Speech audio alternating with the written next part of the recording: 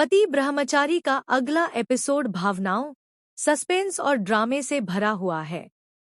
कहानी उस मोड़ पर पहुंच चुकी है जहां रिया और आरव की सगाई रोकने के लिए ईशा आगे आती है। सबके सामने वह सबूत दिखाती है कि आरव का दिल दरअसल काव्या के लिए धड़कता है।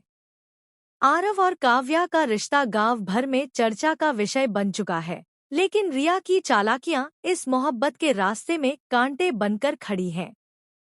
रिया, जो आरव की शान और रुतबे को अपनी जिंदगी का हिस्सा बनाना चाहती थी, अब उसके खिलाफ नकली तस्वीरें और झूठे सबूत का सहारा लेती है। ईशा को जब पता चलता है कि उसका भाई काव्या से सच्चा प्यार करता है, तो वह उसे उसके हक का मौका दिलाने का फैसला करती है। लेकिन रिया का ब्लैकमेल आरव को मजबूर कर देता है कि वह सबके सामने काव्या को अपनी दोस्त और रिया को अपना प्यार बता दे। काव्या का दिल टूट जाता है और पूरा गांव हैरान रह जाता है।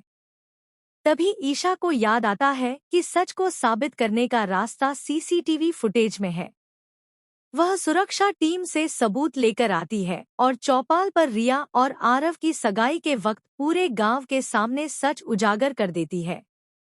जैसे ही फुटेज में सब देखते हैं कि आरव काव्या को किस करने वाला था, सबकी बोलती बंद हो जाती है। ईशा सवाल करती है कि क्या दोस्त ऐसे होते हैं?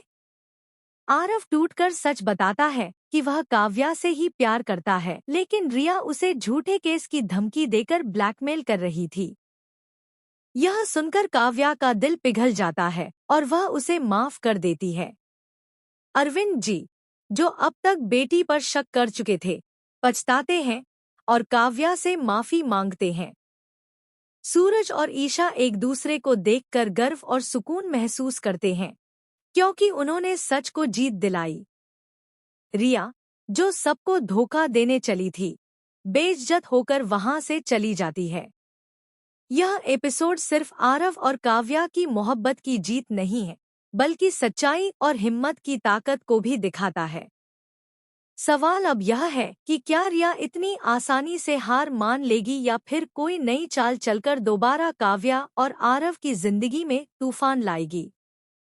दोस्तों, आपकी क्या राय है? क्या अब इनका प्यार बिना रुकावट आगे बढ़ पाएगा?